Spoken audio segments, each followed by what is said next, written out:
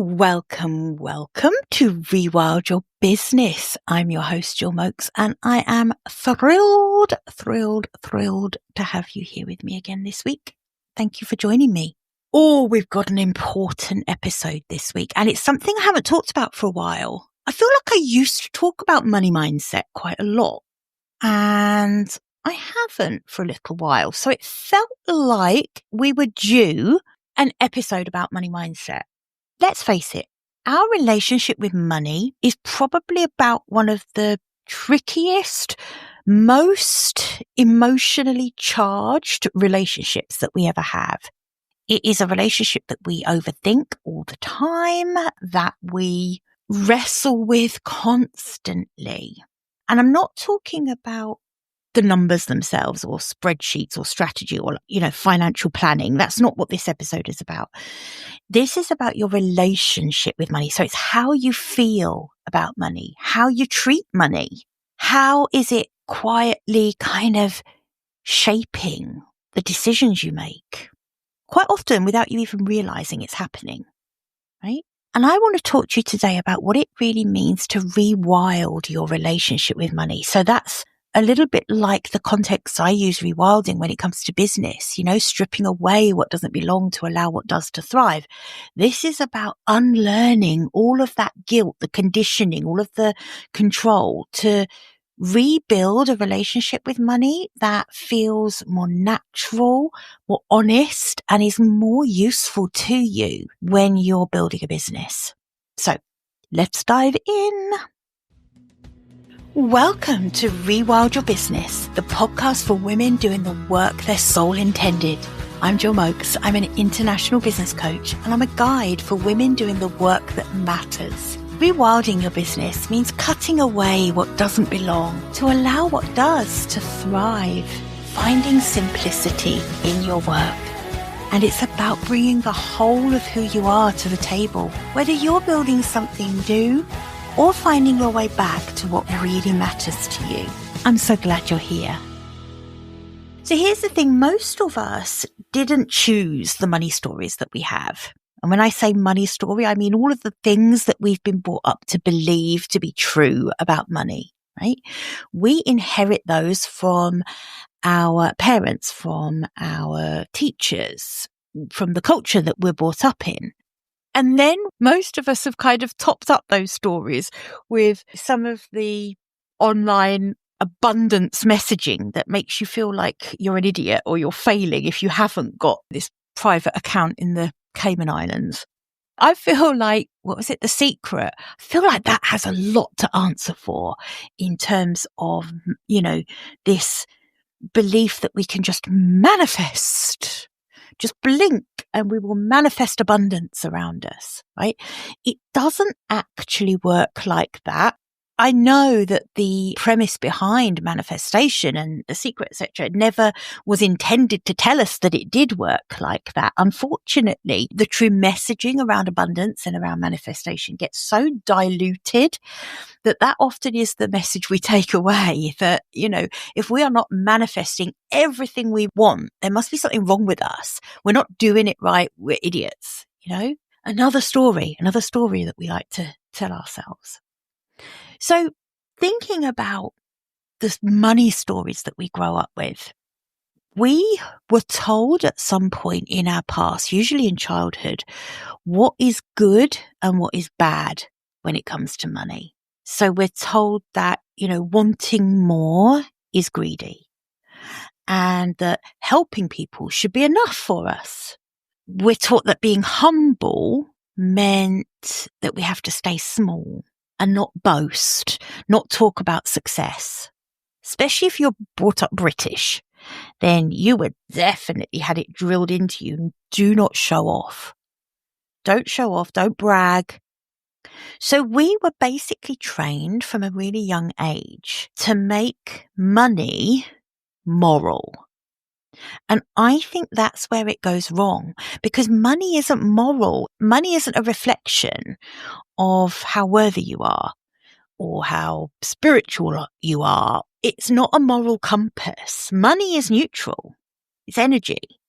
If anything, money is a mirror for ourselves The trouble is when we treat it like it's some kind of moral scoreboard, right? Then money almost becomes the authority, and it starts to dictate the way we behave.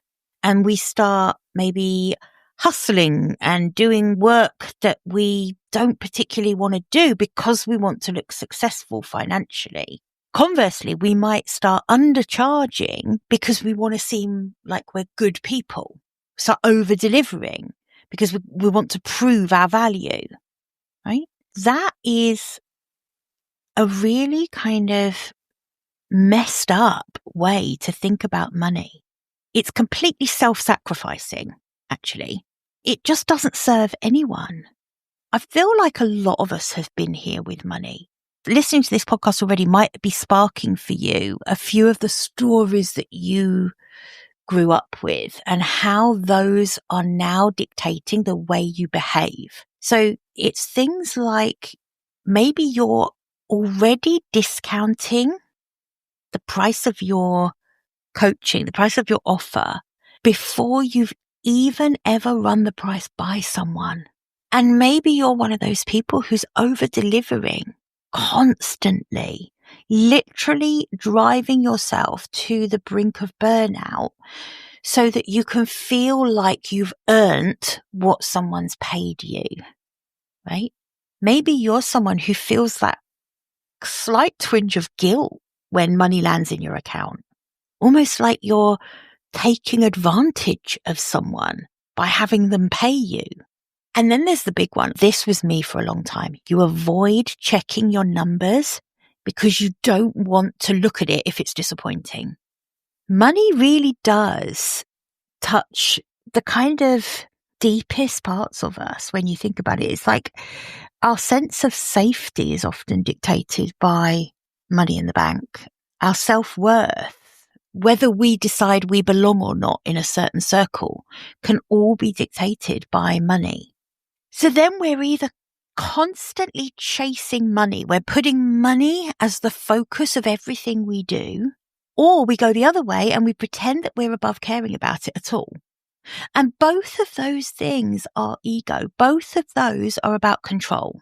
So neither one of those, whether you're chasing money and money becomes all you care about and the only thing that drives the decisions you make in your business, or whether you are completely in denial about financial rewards and you're just utterly focused on the impact and pay no attention to money, both of those are control. Neither one of those represents freedom for you. So when I talk about rewilding our relationship with money, what I mean is really coming back to a natural rhythm with it, a balance. So when I talk about rewilding your relationship with money, what I mean is coming back to a natural rhythm with money, right? Money is energy. Energy moves. Money is meant to do the same. Money should flow through you. It should support you. It should absolutely nourish what matters. But it shouldn't be the all or nothing driving force of your business or completely irrelevant to you. It should be absolutely present, flowing, moving. So when we rewild our relationship with money, what does that mean? It means, first of all, we stop trying to control and start listening. Start receiving. It's about not trying to prove something all the time and start to trust in money. So a lot of this is tied up with not being good or bad with money, but being honest about money. Because quite often we fall into one of two camps. Money is either the boss of us, so it's the one making the decisions, or it's the villain. It's the thing that we're running away from, that we don't want to look in the eye, that we're avoiding, right? And I want to put this to you. What if money could be a partner for you? What if it could be a partner that supports the purpose, the work you're trying to do? I really think that this reframe around the role that money plays in your life is so important. So stop a minute and think, how do I see money? Is money the boss? Is it the one making all the decisions? Or is money the villain, the thing that I say I hate, the thing that I'm avoiding? Whichever one you're veering towards, if you could bring back balance, I promise you things would change massively for you. I want to go back for a minute actually and just talk about some of those money stories that we grow up with. So there's loads of them. If you've downloaded my Fix Your Money Mindset workbook, you probably have already gone through this. If you haven't, I'll link to it in the show notes. It's one of my oldest lead magnets. Still works a treat because it's a goodie. It really helps you reframe your way of thinking about money. So some of those stories are things like money doesn't grow on trees, right? You've got to work hard for money. People like us don't have that kind of money.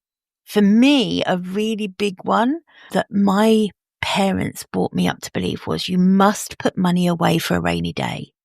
How did that then show up when I was building my business? I was reluctant to invest in anything. I didn't want to pay for anything. I bootstrapped everything. I didn't want to invest in anything because I felt like I daren't spend the money I'm earning because I might need it. What if something bad happens around the corner and I might need that money?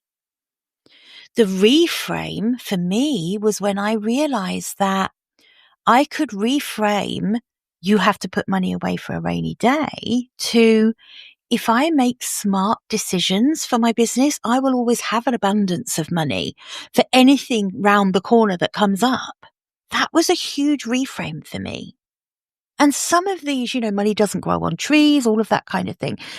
Like me with the not wanting to invest in my business in the early days. So those stories get wired into our nervous system. And then what happens is when a big opportunity does come up, or maybe you successfully raise your prices, or maybe you have a great month and you have a really great amount of money come into the business, right? Your body goes into an alert mode because for you, abundance doesn't feel safe. You have to start recognizing when that's happening. And if abundance feels unsafe, you are going to unwittingly take action that redresses that balance. You are automatically going to go into self-sabotage mode. So in other words, you're going to perhaps be reluctant to use that money to invest in your business. You're going to be reluctant to pay yourself a little more and reward yourself for that extra money. You're going to go into shutdown, hoarding mode, right? That is because of all of the money stories that we've grown up with. That one about people like us don't have that kind of money, that's quite a common one. But also another one is that whole feeling of who am I to charge that? Where you downplay your own success so that you don't make someone else feel uncomfortable. That's money mindset. That's your money stories rearing their head. Maybe you're one of those people who secretly judges people who talk openly about money. Why is that? Ask yourself the question, why does it make you uncomfortable to talk openly about money? If money isn't good or bad, if money is neutral, it's just energy, why is it good or bad? It's because of the inherited money stories that you grew up with. As you're thinking and getting aware, listening for these stories to come up, don't shame yourself about it, right? Just be aware because that's where you can start rewiring things. So there's a few things that you can do to start really looking at your relationship with money and changing it. You can start today to do these things. So let's run through them. The first one, I want you to name the inherited stories. So when guilt about money pops up or fear around scarcity pops up, whatever the feelings that you have about money, whose voice are you hearing? Is it your mum's voice? Is it a teacher's? Is it a past boss? Right? Name it. What's the story and whose voice is it you're hearing? That's the first thing you can start to do because that awareness is going to start you getting to a place where you can actually make a new decision about how you want to think about money. The second one is I want you to track the flow of money in your life. Where does money move easily for you and where does it get stuck? So maybe clients pay on time. That flow of money is really good from that perspective, but maybe you're hesitating to actually pay yourself. Maybe you're leaving yourself short every month because you're worried about taking money out of the business, right? That is not flow. Maybe you're someone who invests in others really easily, but struggles to invest in your own growth, right? All of this is information. As you become more aware of it, you can look at redressing the balance. The third thing you can do is you can look at how you're charging. Look at how you're setting the prices in your business. Because often we set our pricing for acceptance. We're scared to charge a price that someone else might not find acceptable. But I want you to ask something. When you're struggling with pricing your offers, ask yourself, what is the price that truly honors my energy and expertise? What is the price that really reflects the value that I offer? And try not to think about what feels acceptable or reasonable, because that is a very, very different thing. Now, I'm not one of those people who says that you have to charge more than you're comfortable with, right? But I want you to be comfortable with charging a price, like I say, that honors your energy and your expertise. Start thinking about that. Look at your own prices. Where are you charging from a place of fear? And how can you address that? How can you bring that back into balance? The fourth thing I want you to think about is practicing receiving, letting things land with you. And this isn't just money. This is about compliments. It's about people offering help. It's opportunities that could come your way. I want you to stop deflecting things. When we go, oh, it's nothing, oh, don't be silly. It's absolutely fine. Someone pays you a compliment. Oh, this old thing, right? If you can practice receiving in other parts of your life and business, then receiving money easily, allowing money to flow to you easily is going to feel much more natural for you. Because that mindset around money not flowing to you, the mindset that's creating that is the mindset that resists receiving on so many levels. So the next time someone pays you a compliment, can you just say thank you and stop talking, right? The next time someone says, oh my goodness, that has really helped me out. I appreciate that. Can you just say, oh, thank you. Thank you for sharing that with me. And I'm really pleased, right? Let that land. If someone offers to help you, instead of saying, oh, it's okay, I'll be fine. Can you say, oh my goodness, I would really appreciate that. Thanks. Here's how you can help me. That receiving is really part of the work. This is a really important one. And then the last one is about redefining what wealth is for you. Little bit like we get to define what success means for us, we get to define what wealth means for us. One thing that you can do is start thinking about wealth in terms of what is enough, what feels spacious. I can tell you exactly what being wealthy is for me. It's the ability for me to be able to breathe, create, live from a place of peace rather than a place of worry or panic. That is wealth in my book. And money contributes to that. Okay, I'm hesitating with saying this because I know that there is so much about money mindset that people, particularly when we talk about abundance and particularly when we talk about manifestation and those things, that people will be like, oh my God, what a load of old shit. What a load of old crap. And I was one of those people for a long time. And I am still not the biggest fan of the whole manifestation piece. I don't love the messaging around that because I think it gives a false impression of what manifestation really is. But one thing I do know is that there are things that money doesn't respond to, and there are things that money does respond to. So I believe that money doesn't respond to us feeling guilty. It doesn't respond to us being in a scarcity mindset, right? But I know that money does respond to taking clear, aligned action. It responds to purpose, and it responds to that flow, that being aware of flow and clearing the blockages.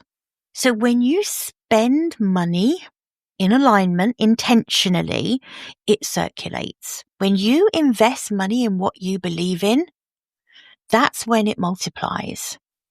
And when you hoard money, like I used to, out of fear, that's when it stagnates. So money, for me, it's a mirror that really shows you where you are out of alignment with what you believe in. So let's think about that for a moment. And there's one thing here, there's a definite distinction that I want to make here, because there is often a habit that we have of equating wealth with worth. And they are really, really, really not the same thing. When we think about wealth, wealth is external. You know, it's the numbers, it's the assets, it's the income, it changes, it moves, it's influenced by things. Sometimes it comes about by luck. Sometimes it comes about by strategy. Sometimes it's timing that influences it, right? Wealth is a movable thing. Worth is not. Worth is internal. Worth doesn't change. It doesn't fluctuate with how much money is in your bank account. Your worth is who you are. It's your truth. It's your courage. It's everything inside you that allows you to make a contribution. So this conditioning that we've had to treat them as almost the same thing means that we end up tying our sense of worth to our financial results. And then suddenly money, like I say, it's that mirror. It's telling us things like, I'll feel successful when I hit 6 figures, or I'll rest when I've earned it. That's a really common one. And I'll invest in myself when the money's there. So another money story actually that I grew up with was to never go into debt. And as a business owner, I've realized that actually strategic debt is part of building a business, and trusting ourselves to make smart decisions, trusting in our ability as business owners is actually really important. So separating out the wealth and the worth, very, very important. Okay. You can't let money carry or determine your self-esteem, right? You can't let money have that much power. And the weird thing is that when you stop with the proving and the grasping and the chasing, the weird thing is that that is when the money starts to flow. That is when the money becomes the side effect of the really intentional aligned work that you're doing. That's what I want for you. There is a big ask here around trust. And that's not easy. It isn't easy to have trust where money is concerned, because money is so emotive. The catastrophizing we do around money. If I can't pay my mortgage, I'm going to be out on the streets. I'm going to end up living in a cardboard box at the side of the road. You know, money is so emotive. But as a business owner, it's part of your job to learn how to let money move, how to let money flow to you and away from you. Journaling prompts for this week. Oh, I stopped that rather abruptly there, didn't I? Sorry. It's just that I think that's a good place to wrap up. It's just such an important message. As business owners, we have to get good at this. So journaling prompts for this week. The first one, where in my business am I still asking money for permission? So whether that's, I don't know, permission to rest, permission to create something different, to feel successful, to feel safe, where in your business are you allowing money to have that much power? Okay, that's the first one. The second one, what part of me still believes that wealth and worth are the same thing? And what could happen if I stopped believing that? What would I do differently? And then the third prompt, I love this prompt. I try and do one of these every week because I feel like these questions are so important. My own coach and I came up with a couple of these questions for each other recently. And oh my God, it was so powerful. But if money and I were in an honest relationship, what conversation are we long overdue to have? So with that, I want you to think about what needs forgiving, what needs claiming, or what needs renegotiating. So don't rush these prompts. Sit down with them and just see what comes up for you. As always, we will pop them in the show notes. I'll also put a link to that money mindset opt-in in the show notes because that is a really good workbook for working through all of this. And there's a lot in there about working with slightly higher ticket clients as well, because your money mindset is going to really come into play there. Okay, I hope you've enjoyed this episode. Do go and check out the show notes because it's going to have all of those links in it. As always, email me if something for you has come up when you have been journaling because I love hearing from you. info@jillmokes.com. And I will see you back here, same time, same place next week. Bye for now.